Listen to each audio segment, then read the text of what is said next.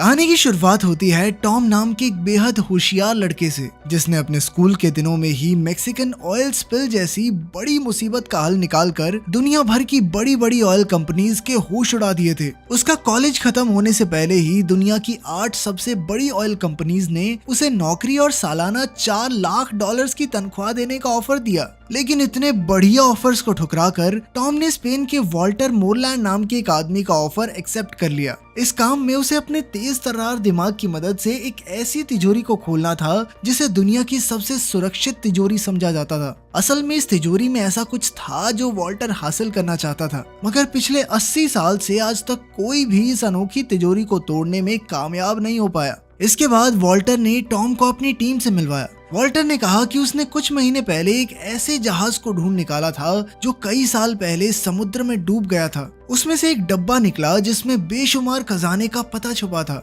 मगर जल्द ही स्पेनिश सरकार को इस बारे में पता चल गया और उन्होंने वॉल्टर की ढूंढी हुई सारी चीजों को जब्त करके एक स्पेनिश बैंक की तिजोरी में बंद कर दिया। खैर फिर टॉम वॉल्टर की बेटी लोरेन से मिला, जो अपने मिशन के लिए कोई भी भेस बदलने में माहिर थी। उसके अलावा उनकी टीम में क्लाउस था, जो कि एक जबरदस्त हैकर था। जेम्स वॉल्टर का खास आदमी था, जो पहले एक फौजी हुआ करता था और अब वो एक जबरदस्त फाइटर था। साइमन उनकी टीम के लिए हर जरूरत का सामान लाता था। जब तक उसे पैसे मिले वो वॉल्टर को दुनिया की कोई भी चीज लाकर दे सकता था। खैर आज टॉम का पहला दिन था और टीम को बैंक का सिस्टम हैक करने में मुश्किल हो रही थी। उन्हें एक कोड भरने की जरूरत थी, मगर उन्हें कोई आइडिया नहीं था कि आखिर ये कोड क्या हो सकता है। तब टॉम ने आइडिया दिया कि उन्हें बैंक के किसी क्लाइंट से बैंक का ऑटोमेटेड वॉइसमेल बनकर बात करनी चाहिए और इस तरीके से उन्हें वो कोड मिल सकता है। आखिरकार टॉम की तरकीब काम कर गई और उन्हें आसानी से कोड मिल गया। सबने टॉम को शाबाशी दी और टॉम अपने नए घर में पहुंचा। फिर अगले दिन से टॉम बाकी की टीम के साथ बैंक ऑफ स्पेन के नक्शे को समझने लगा।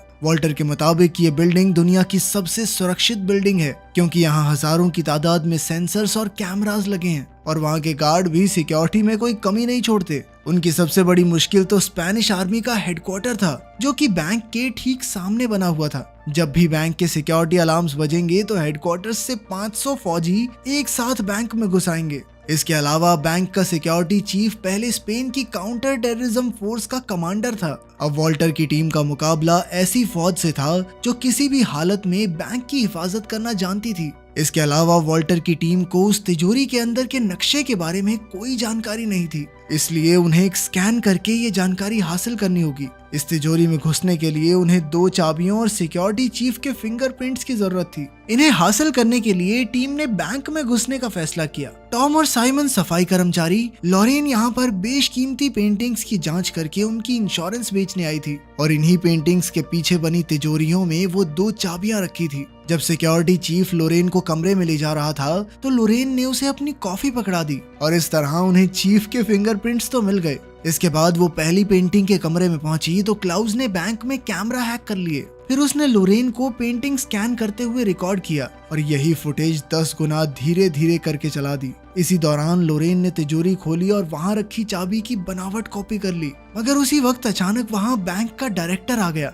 और इधर कैमरा फिर से चालू होने में सिर्फ 20 सेकंड बाकी थे। 20 सेकंड बाद लोरेन को ठीक उसी जगह खड़ा होना था, मगर अब डायरेक्टर बीच में आ गया। तब लोरेन ने दिमाग लगाकर उसे अपनी तस्वीर लेने के लिए पीछे छोड़ दिया और ऐन वक्त पर डायरेक्टर फुटेज से बाहर हो गया। अब लोरेन दूसरी चाबी ढूंढने में लग गई। वहीं दूसरी ओर टॉम को सफाई वाले का भेस बनाकर तिजोरी स्कैन करनी थी। उसके हिसाब से असली तिजोरी इसी मीटिंग रूम के ठीक नीचे थी। टॉम तुरंत टेबल के नीचे छुप गया और उसने अपनी मशीन से स्कैन का काम शुरू किया, मगर तभी अचानक कुछ लोग वहां मीटिंग करने आ गए। अब टॉम टेबल के नीचे फंस चुका था और अचानक उसकी स्कैनिंग मशीन भी खराब हो गई। खैर कुछ देर छेड़छाड़ के बाद टॉम ने मशीन चालू कर दी और स्कैन पूरा हुआ, मगर उसी पल एक अलार्म एक्टिवेट हो गया और सिक्योरिटी चीफ ने पूरे बैंक को बंद कर दिया। तभी सामने से फौजी बैंक के लिए निकले। इधर लोरेन ने दूसरी चाबी का डुप्लीकेट बनाया ही था कि बैंक का डायरेक्टर उसे लेने आ गया। इस हड़बड़ी में वो असली चाबी को वापस रखना भूल ही गई। आखिरकार टीम ने फैसला किया कि लोरेन ये चाबी टॉम को देगी और टॉम चाबी को वापस तिजोरी में रखेगा। चाबी लेकर टॉम तीसरे माले पर गया और उसने चाबी रखकर तिजोरी बंद कर दी। तभी अचानक उसे पता चला कि एक गार्ड उस कमरे में आ रही है। फिर टॉम दिमाग लगाकर जानबूझकर पकड़ा गया और उसने नाटक किया कि ईयरफोन्स के कारण उसे सिक्योरिटी अलार्म सुनाई नहीं दिए। ये सुनकर गार्ड ने उसे जाने दिया और आखिरकार उनका मिशन पूरा हुआ। इसके बाद टॉम ने मशीन से मिला हुआ स्कैन निकाल कर देखा तो पता चला कि तिजोरी के नक्शे में ऐसी जगह थी जो ढंग से दिखाई नहीं दे रही थी। तब उसे एहसास हुआ कि यहाँ पानी भरा हुआ है। असल में ये तिजोरी एक तराजू पर बनी हुई थी और जैसे ही तिजोरी खुलने पर उसका वजन बदलेगा तो तिजोरी अपने आप बंद हो जाएगी और साथ ही उसमें ढेर सारा पानी भर जाएगा। अब उन्हें समझ आ गया था कि तिजोरी में घुसने के लिए उन्हें तिजोरी के वजन को बराबर रखना होगा। फिर टॉम दिन रात एक करके वजन बराबर रखने की तरकीब ढूंढने में लग गया। वहीं दूसरी ओर साइमन और जेम्स बैंक के नीचे की जमीन की छानबीन कर रहे थे कि उन्हें टॉम की बात सच होती दिखाई दी। वो तिजोरी वाकई में एक बड़े से तराजू पर बनी हुई थी, मगर उसका वजन एकदम 0 पर टिका हुआ था। इसके अलावा एक और मुसीबत उनके सामने खड़ी थी। उस अंडरग्राउंड कमरे की दीवारें टाइटेनियम स्टील से बनी हुई थी जो इतना मजबूत था कि उसे ड्रिल करने में 15 दिन लग जाएंगे। अपना मिशन पूरा करने के लिए वॉल्टर की टीम के पास बहुत कम वक्त था और इतने से समय में वो डिब्बा चुरा कर वहाँ से बाहर निकलना सबको नामुमकिन लग रहा था। इसलिए आखिरकार उन्होंने हार मान ली। अब वॉल्टर निराश होकर छत पर गया और उसने देखा कि सड़कों पर फुटबॉल फैंस की भीड़ लगी हुई थी। तभी उसकी नजर बैंक के कैमरास पर गई तो उसे एहसास हुआ कि वर्ल्ड कप फाइनल्स के सभी कैमरास भीड़ की तरफ होंगे और तभी उनके दिमाग की बत्ती जली। फिर उसने अपने साथियों को इसका नमूना पेश किया। फिर उसने ग्लास हटाकर तराजू पर लिक्विड नाइट्रोजन छिड़क दी और फिर दोबारा ग्लास रखा, मगर इस बार वजन नहीं बदला क्योंकि तराजू जम चुका था। टॉम ने कहा कि बिल्कुल इसी तरह वो तिजोरी के नीचे वाले तराजू को जमा सकते हैं, मगर इसके लिए बहुत ज्यादा लिक्विड नाइट्रोजन लगेगी। खैर, फिर स्पेन और नीदरलैंड के फुटबॉल मैच वाले दिन उन्होंने अपने प्लान को अंजाम देने का फैसला किया। उनके पास मिशन पूरा करने के लिए सिर्फ 105 मिनट का समय था। सबसे पहले वो जिप लाइन के जरिए बैंक की छत पर पहुंचे और एक कांच की खिड़की खोलकर नीचे घुस गए। इसके बाद वो 100 मीटर की पाइपिंग वाले रास्ते से तिजोरी वाले कमरे के बाहर पहुंच गए। यहाँ से वो एक सीढ़ी डालकर आगे बढ़े और आखिरकार वो तिजोरी के सामने थे। फिर क्लाउज ने अपनी हैकिंग का कमाल दिखाया और इधर टीम ने अपनी बनाई हुई 2 चाबियां और फिंगरप्रिंट की मदद से तिजोरी ही खोल दी। वहीं दूसरी ओर साइमन ने जमीन के नीचे बने तराजू पर लिक्विड नाइट्रोजन छिड़क कर उसे जमाने का काम शुरू किया। जल्द ही इस रिएक्शन की वजह से तिजोरी की जमीन भी जमने लगी।